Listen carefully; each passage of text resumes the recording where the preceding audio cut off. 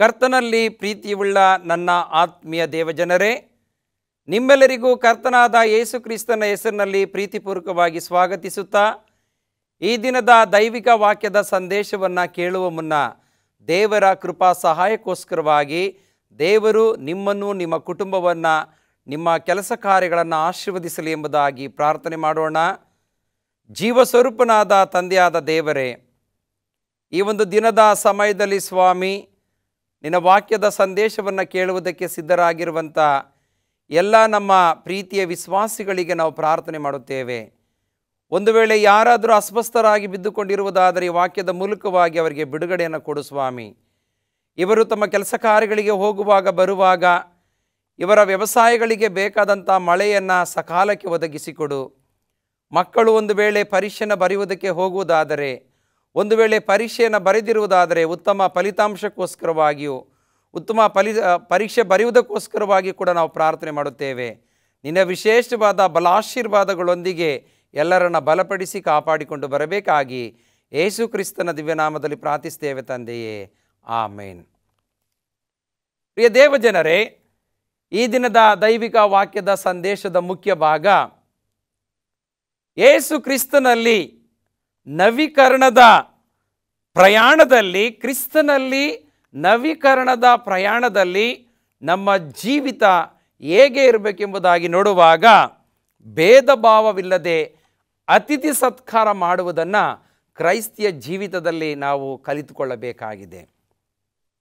ಕ್ರಿಸ್ತನಲ್ಲಿ ನಾವು ನವೀಕರಣದ ಪ್ರಯಾಣದಲ್ಲಿದ್ದಂಥ ಸಮಯದಲ್ಲಿ ಭೇದ ಭಾವವಿಲ್ಲದೆ ನಾವು ಅತಿಥಿ ಸತ್ಕಾರನ ಮಾಡುವಂಥ ಕ್ರೈಸ್ತರಾಗಿ ಜೀವಿಸಬೇಕು.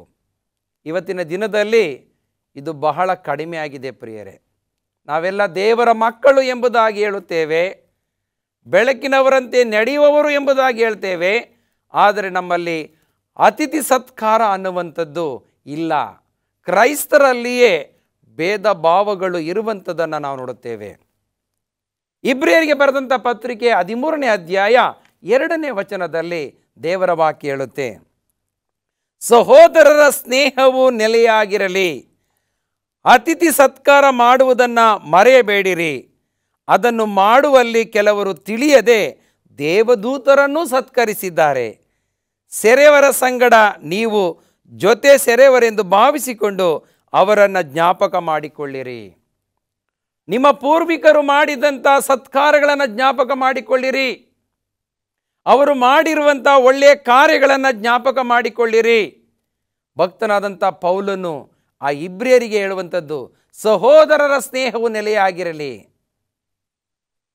ಅತಿಥಿ ಸತ್ಕಾರ ಮಾಡುವುದರಲ್ಲಿ ನಿರತರಾಗಿರಿ, ಮರೆಯಬೇಡಿರಿ. ಇವತ್ತಿನ ದಿನದಲ್ಲಿ ನಾವೆಲ್ಲರೂ ದೇವರ ಮಕ್ಕಳು ಎಂಬುದಾಗಿ ನಾವು ಹೇಳ್ತೇವೆ. ಕ್ರೈಸ್ತರಲ್ಲಿ ಭೇದ ಭಾವ ಇದೆ. ಓ, ಈತನು ಈ ಜನಾಂಗದಿಂದ ಬಂದಿದ್ದಾನೆ, ಭಾಷೆಯಿಂದ ಗುರುತಿಸುವಂಥದ್ದು, ಐಶ್ವರ್ಯದಿಂದ ಗುರುತಿಸುವಂಥದ್ದು, ಅಥವಾ ಅವರ ಕುಟುಂಬದಲ್ಲಿರುವಂಥ ಜನಸಂಖ್ಯೆಗೆ ಅನುಗುಣವಾಗಿ ಗುರುತಿಸಿ ಕೆಲವರು ಏನು ಮಾಡ್ತಾರೆ ಅಂತಂದರೆ ಅತಿಥಿ ಸತ್ಕಾರ ಮಾಡುವಂಥದ್ದು, ಪ್ರೀತಿಯನ್ನು ತೋರಿಸುವಂಥದ್ದು ಕಡಿಮೆ ಆಗಿದೆ. ಕಾರಣ ಅವರಲ್ಲಿ ಭೇದ ಭಾವ ಇದೆ ಪ್ರಿಯರೇ. ಇವತ್ತಿನ ಸಂದೇಶದಲ್ಲಿ ಭೇದ ಭಾವವಿಲ್ಲದೆ ನೀವು ಸತ್ಕಾರವನ್ನು ಮಾಡುವಂಥ ಜೀವಿತದಲ್ಲಿ ಇರಬೇಕೆಂಬುದಾಗಿ. ಯೇಸು ಕ್ರಿಸ್ತನ ಈ ಲೋಕಕ್ಕೆ ಬಂದಂಥ ಸಮಯದಲ್ಲಿ ಆತನು ಬಡವರಿಗೆ ಒಂದು ನ್ಯಾಯ, ಐಶ್ವರ್ಯವಂತರಿಗೆ ಒಂದು ನ್ಯಾಯ, ಮಧ್ಯಮ ವರ್ಗದವರಿಗೆ ಒಂದು ನ್ಯಾಯ ಕೊಡಲಿಕ್ಕೆ ಹೋಗಲಿಲ್ಲ. ಯಾಕೆಂದರೆ ದೇವರು ಲೋಕದ ಮೇಲೆ ಎಷ್ಟೋ ಪ್ರೀತಿಯನ್ನಿಟ್ಟು ತನ್ನ ಒಬ್ಬನೇ ಮಗನನ್ನು ಈ ಲೋಕಕ್ಕೆ ಕಳಿಸಿಕೊಟ್ಟಿರುವಾಗ ಯೇಸು ಕ್ರಿಸ್ತನು ಎಲ್ಲರಿಗೂ ಸೇವೆ ಮಾಡುವುದಕ್ಕೆ ಆತನು ಬಂದಿದ್ದಾನೆ ಹೊರತು ಸೇವೆ ಮಾಡಿಸಿಕೊಳ್ಳುವುದಕ್ಕೆ ಬರಲಿಲ್ಲ ಪ್ರಿಯರೇ. ಇವತ್ತು ಎಲ್ಲರನ್ನ ಬಿಡಿಸುವುದಕ್ಕೆ ಬಂದಿದ್ದಾನೆ. ಅವರು ಬಡವರು ಇರ್ಬೋದು, ಮಧ್ಯಮ ವರ್ಗದವರು ಇರ್ಬೋದು, ಐಶ್ವರ್ಯವಂತರು. ಇಲ್ಲಿ ಆತನು ಆ ರೀತಿಯಾಗಿ ಹೇಳ್ತಾ ಇಲ್ಲ, ಎಲ್ಲರನ್ನ ಪ್ರೀತಿಸುವುದಕ್ಕೆ ಬಂದಿದ್ದಾನೆ. ಈ ಲೋಕದಲ್ಲಿ ಜಾತೀಯತೆ ಅನ್ನೋದನ್ನ ನಾವು ತೆಗೆದುಹಾಕಬೇಕಾಗಿದೆ. ಯಾರೇ ಇರಲಿ ಅವರನ್ನು ಪ್ರೀತಿಸುವಂಥದ್ದು, ಅವರನ್ನು ಗೌರವಿಸುವಂಥದ್ದು, ಅವರಿಗೆ ಊಟ ಬಟ್ಟೆ ಆಹಾರವಿಲ್ಲದಂಥ ಸಮಯದಲ್ಲಿ ಸತ್ಕಾರ ಮಾಡುವುದನ್ನು ನಾವು ಕಲಿಯಬೇಕಾಗಿದೆ. ಸಾಮಾನ್ಯವಾಗಿ ಈ ಒಂದು 2019 ಇಸವಿಯಲ್ಲಿ ಕೋವಿಡ್-19 ಸಮಯದಲ್ಲಿ ಕೆಲವರಿಗೆ ಆಹಾರದ ಬೆಲೆ ಏನೆಂಬುದಾಗಿ ಗೊತ್ತಾಯಿತು, ಜೀವನದ ಶೈಲಿಯ ಗುಣಲಕ್ಷಣಗಳು ಗೊತ್ತಾಯಿತು. ಅಂಥ ಸಮಯದಲ್ಲಿ ಅನೇಕರು ಇದನ್ನು ಮರೆತು ಸತ್ಕಾರವನ್ನು ಮಾಡಿದ್ದಾರೆ. ಶವ ಸಂಸ್ಕಾರ ಮಾಡುವುದರ ಮೂಲಕವಾಗಿ, ಅನೇಕರಿಗೆ ಊಟ ಬಟ್ಟೆಗಳನ್ನು ಕೊಡುವುದರ ಮೂಲಕವಾಗಿ, ಯಾಕೆಂದರೆ ಆ ಒಂದು ಭಯಂಕರವಾದಂಥ ವ್ಯಾಧಿಗೆ ಹೆದರಿ ಅಯ್ಯೋ ನಮ್ಮ ಜೀವನ ಇಷ್ಟೇ, ನಾವು ಈ ರೀತಿಯಾಗಿ ಭೇದ ಭಾವ ಮಾಡುವುದರಿಂದ ಯಾವುದೇ ಪ್ರಯೋಜನ ಇಲ್ಲ. ಎಂತೆಂಥ ದೊಡ್ಡ ಶ್ರೀಮಂತರು ಶವ ಸಂಸ್ಕಾರ ಮಾಡಿಸಿಕೊಳ್ಳುವುದಕ್ಕೂ ಕೂಡ ಕಷ್ಟಪಟ್ಟಿದ್ದಾರೆ ಪ್ರಿಯರೇ. ಇಂಥ ಘಟನಾವಳಿಗಳನ್ನು ನೋಡುವಾಗ ನಾವು ದೇವರು ಕೊಟ್ಟಂಥ ಆ ಜೀವಿತದ ತನಕ ಜೀವಿಸುವಾಗ ನಾವು ದೇವರಿಗೆ ಒಳ್ಳೆಯ ಮಕ್ಕಳಾಗಿ ಜೀವಿಸಬೇಕು. ಪ್ರಿಯ ದೇವಜನರೇ, ಹಾಗಾಗಿ ಆ ಸಹೋದರರ ಸ್ನೇಹವು ನೆಲೆಯಾಗಿರಬೇಕಾಗಿದೆ. ಅತಿಥಿ ಸತ್ಕಾರ ಮಾಡುವುದನ್ನು ನಾವು ಮರಿಬಾರ್ದು. ಪೌಲನು ರೋಮಾಪುರದವರಿಗೆ ಬರೆದಂಥ ಪತ್ರಿಕೆ 12ನೇ ಅಧ್ಯಾಯ 10ನೇ ವಚನದಲ್ಲಿ ಕೂಡ ನಾವು ನೋಡ್ತೇವೆ. ಅಲ್ಲಿ ದೇವರ ವಾಕ್ಯದಲ್ಲಿ, ಕ್ರೈಸ್ತ ಸಹೋದರರು ಅಣ್ಣ ತಮ್ಮಂದಿರೆಂದು ಒಬ್ಬರನ್ನೊಬ್ಬರು ಪ್ರೀತಿಸಿರಿ, ಮಾನ ಮರ್ಯಾದೆಯನ್ನು ತೋರಿಸುವುದರಲ್ಲಿ ಒಬ್ಬರಿಗಿಂತ ಒಬ್ಬರು ಮುಂದಾಗಿರಿ, ಜಾಗ್ರತೆ ಬೇಕಾದಲ್ಲಿ ಆಲಸ್ಯವಾಗಿರದೆ ಆಸಕ್ತ ಚಿತ್ತರಾಗಿದ್ದು ಕರ್ತನ ಸೇವೆ ಮಾಡುವರಾಗಿರಿ. ಇವತ್ತು ಎಲ್ಲರೂ ಕೂಡ ಸಹೋದರರ ಪ್ರೀತಿಯಲ್ಲಿ ನೀವು ಇರಬೇಕೆಂಬುದಾಗಿ ಕೂಡ ಪೌಲನು ರೋಮಾಪುರ ಸಭೆಗೆ ಅಲ್ಲಿ ಸ್ಪಷ್ಟವಾಗಿ ತಿಳಿಸುವಂಥದ್ದನ್ನು ನಾವು ನೋಡುತ್ತೇವೆ. ಮೊದಲನೇದಾಗಿ ನಾವು ಅತಿಥಿ ಸತ್ಕಾರವನ್ನು ಮಾಡುವುದನ್ನು ಕಲಿಯಬೇಕಾಗಿದೆ. ಆದಿಕಾಂಡ 18ನೇ ಅಧ್ಯಾಯ 8ನೇ ವಚನದಲ್ಲಿ ನಾವು ನೋಡುತ್ತೇವೆ, ಅಬ್ರಹಾಮನು 3 ಜನರಿಗೆ ಬಂದಂಥ ಆ 3 ದೇವರ ಮನುಷ್ಯರಿಗೆ ಸತ್ಕಾರ ಮಾಡುವಂಥದ್ದನ್ನು ನಾವು ನೋಡುತ್ತೇವೆ. ಆ ವಾಕ್ಯವನ್ನು ಓದುವುದಾದರೆ ಆದಿಕಾಂಡ 18ನೇ ಅಧ್ಯಾಯ 8ನೇ ವಚನ, ತರುವಾಯ ಅಬ್ರಹಾಮನು ಹಾಲು ಮೊಸರನ್ನು ಅಟ್ಟ ಮಾಂಸವನ್ನು ತೆಗೆದುಕೊಂಡು ಬಂದು ಆ ಮನುಷ್ಯರಿಗೆ ಬಡಿಸಿದನು ಎಂಬುದಾಗಿ ನೋಡುತ್ತೇವೆ. ಅವರು ಮರದ ಕೆಳಗೆ ಊಟ ಮಾಡುವವರೆಗೂ ಅವನು ಹತ್ತಿರ ನಿಂತುಕೊಂಡು ಉಪಚಾರ ಮಾಡಿದನು. ನೋಡಿ, ದೇವರ ವಾಕ್ಯವನ್ನು ಗಮನಿಸಿ. ಅಬ್ರಹಾಮನು ಮತ್ತು ಆತನ ಕುಟುಂಬದಲ್ಲಿದ್ದಂಥ ಅತಿಥಿ ಸತ್ಕಾರ, ಆ ಬಂದಂಥ 3 ಜನರಿಗೆ ಆತನು ಆಗಿನ ಕಾಲದ ತಕ್ಕ ಅಡುಗೆಯನ್ನು ಸಿದ್ಧ ಮಾಡಿ ಅವರಿಗೆ ಆಹಾರವನ್ನು ಕೊಡುವಂಥದ್ದನ್ನು ನೋಡುತ್ತೇವೆ. ಯಾವ ರೀತಿಯಲ್ಲಿ ಆಹಾರವನ್ನು ಬಡಿಸಿದನು ಎಂಬುದಾಗಿ ನೋಡುವಾಗ ಅವರು ಮರದ ಕೆಳಗೆ ಊಟ ಮಾಡುವವರೆಗೂ ಅವರ ಹತ್ತಿರ ನಿಂತುಕೊಂಡು ಉಪಚರಿಸಿದನು ಎಂಬುದಾಗಿ ನೋಡುತ್ತೇವೆ. ಇವತ್ತಿನ ದಿನದಲ್ಲಿ ಯಾರಾದರೂ ಮಧ್ಯಾಹ್ನದ ಸಮಯದಲ್ಲಿ ಊಟಕ್ಕೆ ಬಂದರೆ ಸಾಮಾನ್ಯವಾಗಿ ಕೆಲವರು ಹೇಳ್ತಾರೆ, ಓ ನೀವು ಊಟ ಮಾಡಿ ಬಂದಿದ್ದೀರಲ್ಲ, ನಾವು ಊಟ ಮಾಡಿ ಬರ್ತೇವೆ, ನೀವಿಲ್ಲೇ ಕುಳಿತುಕೊಳ್ಳಿ ಎಂಬುದಾಗಿ ಹೇಳ್ತಾರೆ. ಅಂದರೆ ಬಾಯಿ ಮಾತಿಗೆ ಅವರು ಏನು ಮಾಡ್ತಾರೆ, ಆಹಾರಕ್ಕೋಸ್ಕರವಾಗಿ ಕರೆಯುವಂಥದ್ದನ್ನು ನೋಡುತ್ತೇವೆ. ತುಂಬು ಹೃದಯದಿಂದ ಕರೆಯುವಂಥ ಸ್ಥಿತಿಯಲ್ಲಿ ಅವರು ಇರುವುದಿಲ್ಲ ಎಂಬುದಾಗಿ ನಾವು ನೋಡುತ್ತೇವೆ. ಹಾಗಾಗಿ ಪ್ರಿಯ ದೇವಜನರೇ, ಕ್ರಿಸ್ತನಲ್ಲಿ ನಾವು ನವೀಕರಣವನ್ನು ಹೊಂದಬೇಕಾರೆ, ಕ್ರಿಸ್ತನಲ್ಲಿ ಆ ಪುನರುಜ್ಜೀವನದ ಜೀವನ ಶೈಲಿಯಲ್ಲಿ ನಾವು ಜೀವಿಸಬೇಕಾದರೆ ಅತಿಥಿ ಸತ್ಕಾರ ಹೇಗೆ ಅಬ್ರಹಾಮನು ಅವರು ಊಟ ಮಾಡಿ ಅವರು ಎಲ್ಲ ರೀತಿಯಲ್ಲಿ ಕೂಡ ಅವರಿಗೆ ಉಪಚಾರವನ್ನು ನಿಂತುಕೊಂಡು ಉಪಚಾರವನ್ನು ಮಾಡಿದನು ಎಂಬುದಾಗಿ ನೋಡುತ್ತೇವೆ. ಎಷ್ಟೋ ಸಾರಿ ನಾವು ಕೆಲವರು ಮನೆಗೆ ಊಟಕ್ಕೆ ಬಂದಾಗ ಆಹಾರವನ್ನು ನಾವು ಕೊಟ್ಟು ನಮ್ಮ ಪಾಡಿಗೆ ನಾವು ಒಂದು ಜಾಗದಲ್ಲಿ ಕುಳಿತುಕೊಂಡು ಕೆಲವರು ಮಾಧ್ಯಮಗಳಲ್ಲಿ ಬರುವಂಥ ಸೀರಿಯಲ್ಗಳನ್ನು ನೋಡ್ತಾ ಕೂತ್ಕೊಳ್ತಾರೆ. ಇನ್ನು ಕೆಲವರು ಅಯ್ಯೋ ಅವರಿಗೆ ಯಾಕೆ ಎಷ್ಟು ಕೊಡೋದು ನಾವು ಊಟ, ಅವರಿಗೆ ಸ್ವಲ್ಪ ಕೊಟ್ಟು ಹೇಗೆ ತೃಪ್ತಿ ಮಾಡಿ ಕಳಿಸೋಣ ಅಂತೇಳಿ ಅವ್ರೇನು ಮಾಡ್ತಾರೆ, ತಮ್ಮ ಪಾಡಿಗೆ ಅವರು ಇರ್ತಾರೆ ಪ್ರಿಯರೇ. ಆ ವ್ಯಕ್ತಿ ಊಟ ಮಾಡಿ ಇನ್ನೂ ಹಸಿವೆ ಆಗಿಯೋ ಇನ್ನೂ ಸ್ವಲ್ಪ ಊಟ ಬೇಕಾಗಿದೆ, ಇವರನ್ನು ಕೇಳೋಣ ಎಂಬುದಾಗಿ ಹೇಳುವಾಗ ಯಾರು ಬಂದು ಮತ್ತೆ ನಮ್ಮನ್ನು ಕೇಳ್ತಾ ಇಲ್ಲ ಅಂತೇಳಿ ಅವ್ರೇನು ಮಾಡ್ತಾರೆ, ಅರ್ಧ ಹೊಟ್ಟೆ ತುಂಬಿದ ತಕ್ಷಣ ಕೈ ತೊಳೆದು ಅವರು ತೃಪ್ತರಾಗಿ ಹೋಗೋದಿಲ್ಲ ಪ್ರಿಯರೇ. ಯಾವುದೇ ಒಬ್ಬ ವ್ಯಕ್ತಿ ಮನೆಗೆ ಬಂದಾಗ, ಯಾವುದೇ ಒಬ್ಬ ದೇವರ ಸೇವಕರು ನಿಮ್ಮ ಪಾಸ್ಟರ್ಸ್ಗಳು ಮನೆಗೆ ಬಂದಾಗ ಪೂರ್ಣ ರೀತಿಯಲ್ಲಿ ಅತಿಥಿ ಸತ್ಕಾರ ಮಾಡುವುದನ್ನು ಕಲಿಯಬೇಕಾಗಿದೆ. ಅದನ್ನು ನಾವು ಅಬ್ರಹಾಮನ ಜೀವಿತದಲ್ಲಿ ನಾವು ನೋಡುತ್ತೇವೆ.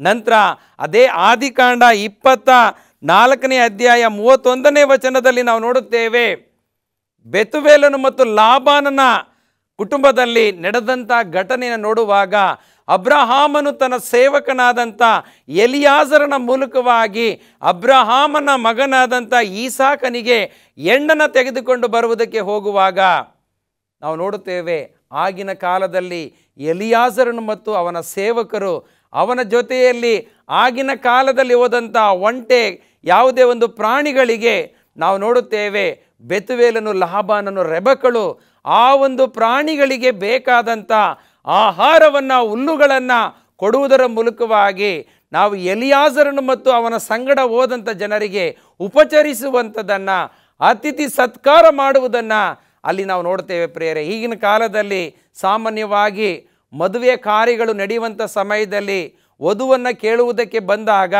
ಅಥವಾ ವರನನ್ನು ಕೇಳುವುದಕ್ಕೆ ಬಂದಾಗ ಕೆಲವರು ಏನು ಮಾಡ್ತಾರೆ ಅಂದರೆ ಈ ಅತಿಥಿ ಸತ್ಕಾರ ಮಾಡುವುದರಲ್ಲಿ ವಿಫಲರಾಗ್ತಾರೆ ಪ್ರಿಯರೇ. ಕೇವಲ ಒಂದು ಬಾಯಾರಿಕೆಯನ್ನು ಕೊಟ್ಟು ಕಳಿಸುವಂಥದ್ದನ್ನು ನೋಡ್ತೇವೆ. ಪಾಪ ಅವರು ಎಷ್ಟೋ ದೂರದಿಂದ ಬಂದಿರ್ತಾರೆ ಪ್ರಿಯರೇ.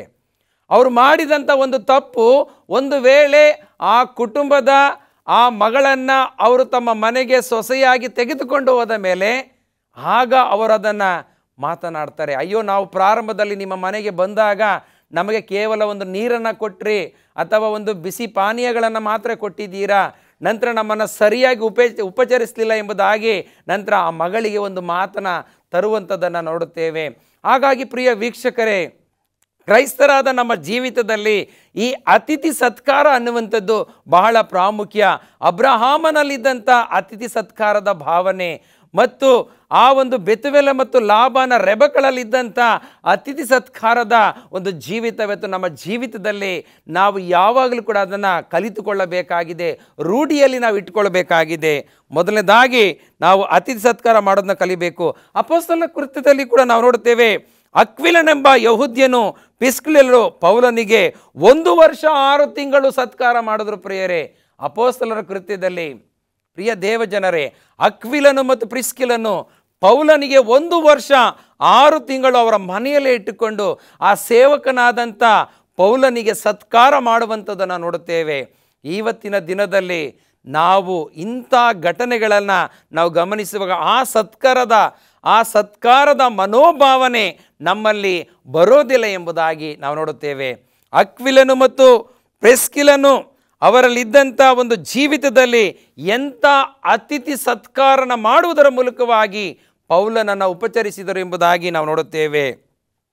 ಎರಡನೇದಾಗಿ ಸಹಾಯ ಮಾಡಿರಿ, ಗೌರವಿಸಿರಿ ಎಂಬುದಾಗಿ ನಾವು ನೋಡುತ್ತೇವೆ. ಅಪೊಸ್ತಲರ ಕೃತ್ಯ 18ನೇ ಅಧ್ಯಾಯ 27ನೇ ವಚನವನ್ನು ನಾವು ನೋಡುವಂಥ ಸಮಯದಲ್ಲಿ ಅಲ್ಲಿಯೂ ಕೂಡ ಒಂದು ಸತ್ಕಾರದ ಜೀವಿತವನ್ನು ನಾವು ಗಮನಿಸಬೇಕಾಗುತ್ತದೆ. 18ನೇ ಅಧ್ಯಾಯ 27ನೇ ವಚನವನ್ನು ನಾವು ನೋಡುವಂಥ ಸಮಯದಲ್ಲಿ 24ರಿಂದ ನಾವು ಅದನ್ನು ಓದ್ಬೋದು ಪ್ರಿಯರೇ.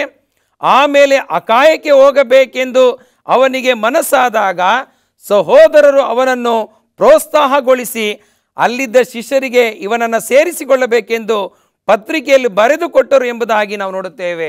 ಅಪೊಸ್ತಲರ ಕಾಲದಲ್ಲಿ ಪ್ರಿಯರೇ, ಯಾವ ರೀತಿಯಲ್ಲಿ ಅವರು ಸಹಾಯ ಮಾಡ್ತಾ ಇದ್ರು ಅಂದರೆ ತಮ್ಮ ಮನೆಗಳನ್ನು, ತಮ್ಮ ಜೀವಿತದಲ್ಲಿದ್ದಂಥ ಹೊಲ ಗದ್ದೆ ಎಲ್ಲವನ್ನ ಮಾರಿ ಅವರು ಕೆಲವನ್ನು ಮಾತ್ರ ಇಟ್ಟುಕೊಂಡು ಎಲ್ಲವನ್ನ ಸೇವಕರಿಗೆ ಸೇವೆಗೆ ಒದಗಿಸಿಕೊಡ್ತಾ ಇದ್ರು ಎಂಬುದಾಗಿ ನಾವು ನೋಡುತ್ತೇವೆ.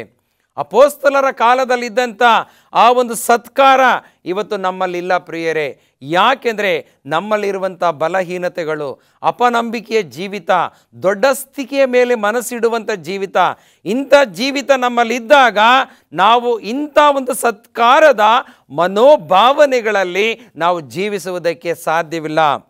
ಹಾಗಾಗಿ ಒಬ್ಬರಿಗೊಬ್ಬರು ಸಹಾಯ ಮಾಡುವುದನ್ನು ನಾವು ಕಲಿಯಬೇಕೆಂಬುದಾಗಿ ನಾವು ನೋಡುತ್ತೇವೆ. ಇಲ್ಲಿ ದೇವರ ವಾಕ್ಯದಲ್ಲಿ ನಾವು ಗಮನಿಸುವಾಗ ಅಷ್ಟರಲ್ಲಿ ಅಲೆಕ್ಸಾಂದ್ರಿಯದಲ್ಲಿ ಹುಟ್ಟಿದ ಅಪೊಲ್ಲೋಸನ್ ಎಂಬ ಒಬ್ಬ ಯಹೂದ್ಯನು ಎಫೆಸಕ್ಕೆ ಬಂದನು. ಅವನು ವಾಕ್ಚಾತುರ್ಯವುಳ್ಳವನು, ಶಾಸ್ತ್ರದಲ್ಲಿ ಪ್ರವೀಣನು, ಅವನು ಕರ್ತನ ಮಾರ್ಗದ ವಿಷಯದಲ್ಲಿ ಉಪದೇಶ ಹೊಂದಿದವನಾಗಿದ್ದನು ಮತ್ತು ಆಸಕ್ತ ಮನಸ್ಸುಳ್ಳವನಾಗಿದ್ದು ಯೋಹಾನನು ಮಾಡಿಸಿದ ದೀಕ್ಷಾಸ್ನಾನ ಮಾತ್ರ ಬಲ್ಲವನಾಗಿದ್ದನು. ಹೀಗೆ ಅವರು ಯಾವ ಒಂದು ದೇವರ ವಾಕ್ಯದಲ್ಲಿ ಬಲವುಳ್ಳವರಾಗಿ ಜೀವಿಸಿದರೋ ಅಂಥ ಜೀವಿತದಲ್ಲಿ ನಾವು 26ನೇ ವಚನ ಅಪೊಸ್ತಲರ ಕೃತ್ಯ 18:26ರಲ್ಲಿ ನಾವು ನೋಡುತ್ತೇವೆ. ಅವನು ಸಭಾಮಂದಿರದಲ್ಲಿ ಧೈರ್ಯದಿಂದ ಮಾತಾಡುವುದಕ್ಕೆ ಪ್ರಾರಂಭಿಸಿದನು. ಅವನ ಮಾತುಗಳನ್ನು ಪ್ರಿಸ್ಕಿಲ್ಲಳು ಅಕ್ವಿಲನು ಕೇಳಿ ಅವನನ್ನು ತಮ್ಮ ಮನೆಯೊಳಗೆ ಕರೆದುಕೊಂಡು ಹೋಗಿ ದೇವರ ಮಾರ್ಗವನ್ನು ಅವನಿಗೆ ಇನ್ನೂ ಸೂಕ್ಷ್ಮವಾಗಿ ವಿವರಿಸಿದರು ಎಂಬುದಾಗಿ ನಾವು ನೋಡುತ್ತೇವೆ. ಎಂಥ ಸತ್ಕಾರದ ಮನೋಭಾವನೆ ಆ ಕುಟುಂಬದಲ್ಲಿ ಇತ್ತು ಎಂಬುದಾಗಿ ನಾವು ನೋಡುತ್ತೇವೆ. ಮೂರನೇದಾಗಿ ಕೊರತೆಯ ಸಮಯದಲ್ಲಿ ಪಾಲುಗಾರರಾಗಿ ನಾವಿರಬೇಕು ಪ್ರಿಯರೇ. ಒಬ್ಬ ವ್ಯಕ್ತಿಗೆ ಎಷ್ಟೇ ಕಷ್ಟ ಬರಲಿ, ಏನೇ ಒಂದು ಸಮಸ್ಯೆಗಳು ಬರಲಿ, ಅವರಿಗೆ ನಾವು ಧೈರ್ಯವನ್ನು ಹೇಳಬೇಕು, ಅವರಿಗೆ ಸಂಗಡ ಪಾಲುಗಾರರಾಗಿ ನಾವು ಜೀವಿಸಬೇಕು ಪ್ರಿಯರೇ.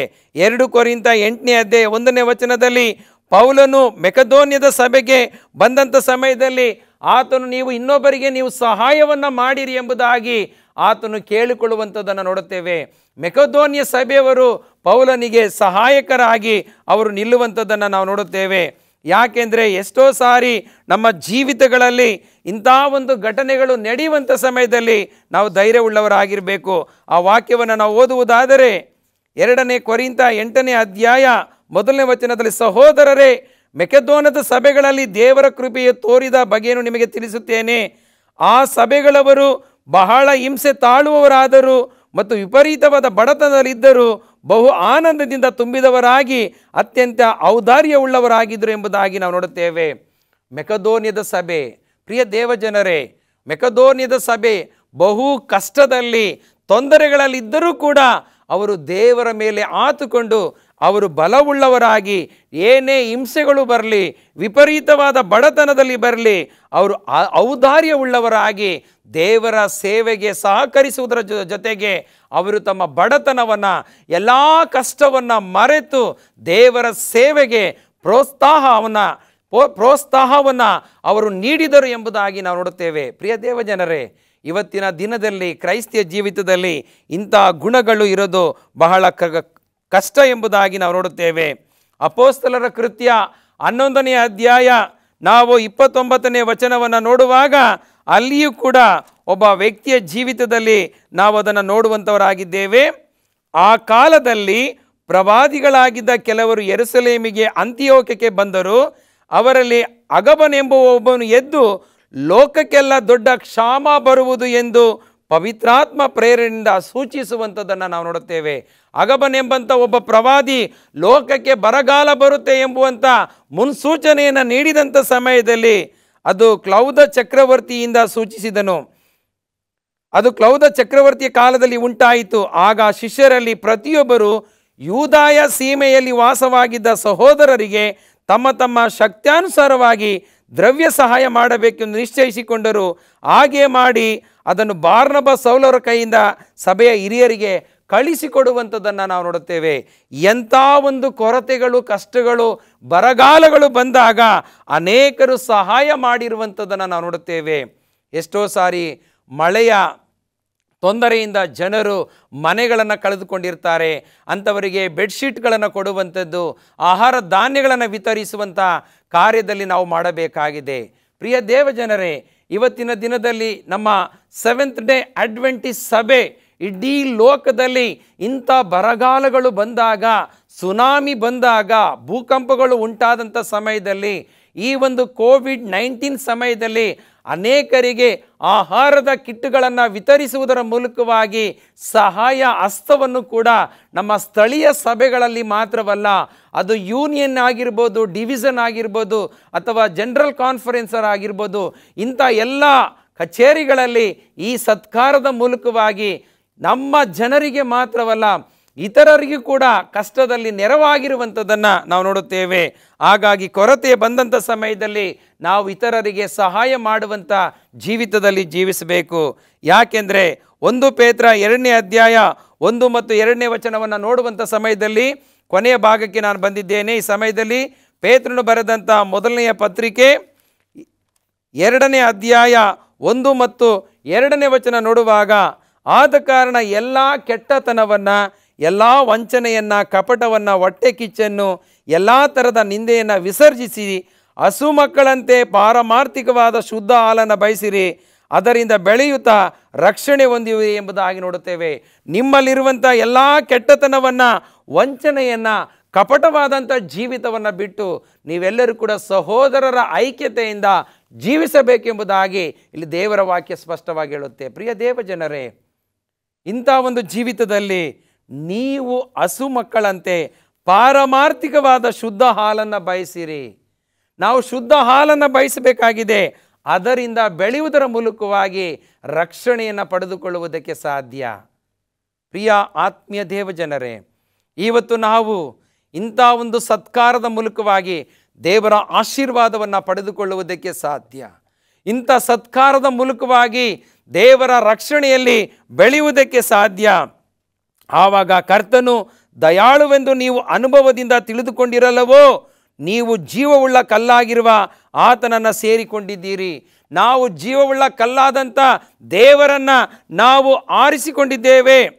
ಆ ಕಲ್ಲನ್ನು ಮನುಷ್ಯರು ನಿರಾಕರಿಸಿದರು, ದೇವರು ಅದನ್ನು ಆಯಲ್ಪಟ್ಟದ್ದು ಮಾನ್ಯವಾದದ್ದೆಂದು ಎಣಿಸಿದನು. ನೀವು ಸಹ ಜೀವವುಳ್ಳ ಕಲ್ಲುಗಳಾಗಿದ್ದು ಆತ್ಮ ಸಂಬಂಧವಾದ ಮಂದಿರವಾಗಲಿಕ್ಕೆ ಕಟ್ಟಲ್ಪಡುತ್ತಾ ಇದ್ದೀರಿ. ಇವತ್ತಿನ ದಿನದಲ್ಲಿ ಈ ಆತ್ಮ ಸಂಬಂಧವಾದಂಥ ಮಂದಿರವಾಗಿ ನಾವು ಕಟ್ಟಲ್ಪಡಬೇಕಾದರೆ, ನಮ್ಮ ಜೀವಿತದಲ್ಲಿ ಕ್ರಿಸ್ತನಲ್ಲಿ ನವೀಕರಣವನ್ನು ಹೊಂದಿ ಆತನ ಹೊಸ ಜೀವನದಲ್ಲಿ ನಾವು ಜೀವಿಸಬೇಕಾದರೆ, ಮೊದಲನೇದಾಗಿ ನಮ್ಮಲ್ಲಿ ಅತಿಥಿ ಸತ್ಕಾರದ ಭಾವನೆ ಇರಬೇಕು. ನಮ್ಮಲ್ಲಿ ಸಹೋದರರ ಪ್ರೀತಿ ಇರಬೇಕು. ಸಹಾಯವನ್ನು ಮಾಡುವುದನ್ನು ನಾವು ಕಲಿಬೇಕು. ಕೊರತೆಯ ಸಮಯಗಳು ಬಂದಾಗ ಒಬ್ಬರಿಗೊಬ್ಬರು ನಾವು ಪಾಲುಗಾರರಾಗಬೇಕು. ಯಾವುದೇ ಸಮಸ್ಯೆಗಳು ಬಂದಾಗ ಕ್ರಿಸ್ತನಿಗೆ ಸಾಕ್ಷಿಯಾಗಿ ನಾವು ಜೀವಿಸಬೇಕು. ಪ್ರಿಯ ವೀಕ್ಷಕರೇ, ಈ ಒಂದು ಸಂದೇಶದ ಮೂಲಕವಾಗಿ ಅಬ್ರಹಾಮನಲ್ಲಿದ್ದಂಥ ಸತ್ಕಾರ, ನಾವು ಬೆತುವೇಲ ಮತ್ತು ಲಾಬಾನನ ಕುಟುಂಬದಲ್ಲಿದ್ದಂಥ ಸತ್ಕಾರ, ಅಕ್ವಿಲ ಮತ್ತು ಪ್ರಿಸ್ಕಿಲಳ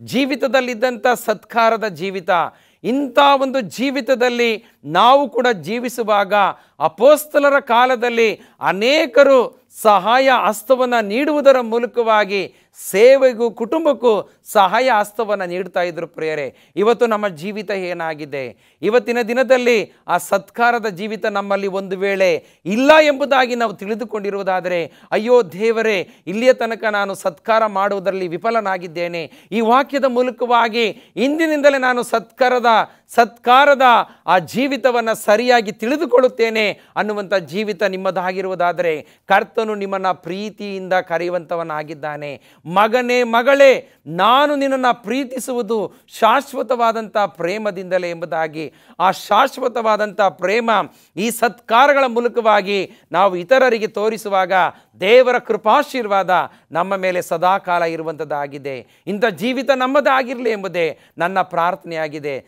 ದೇವರ ಈ ವಾಕ್ಯದ ಮೂಲಕವಾಗಿ ನಿಮ್ಮನ್ನು, ನಿಮ್ಮ ಕುಟುಂಬಗಳನ್ನು ವಿಶೇಷವಾಗಿ ಆಶೀರ್ವದಿಸಲಿ. ಆಮೇನ್. ಪ್ರಾರ್ಥನೆ ಮಾಡೋಣ. ಸರ್ವಶಕ್ತನಾದ ದೇವರೇ, ಕರುಣಾಳು ತಂದೆಯೇ, ಈ ವಾಕ್ಯದ ಮೂಲಕವಾಗಿ ಪ್ರತಿಯೊಬ್ಬರಲ್ಲಿ ಸಹೋದರರ ಪ್ರೀತಿ, ಅತಿಥಿ ಸತ್ಕಾರದ ಜೀವಿತ ಮೂಡಿ ಬರಲಿಕ್ಕಾಗುವಂತೆ ಕೃಪೆ ಕೊಡು.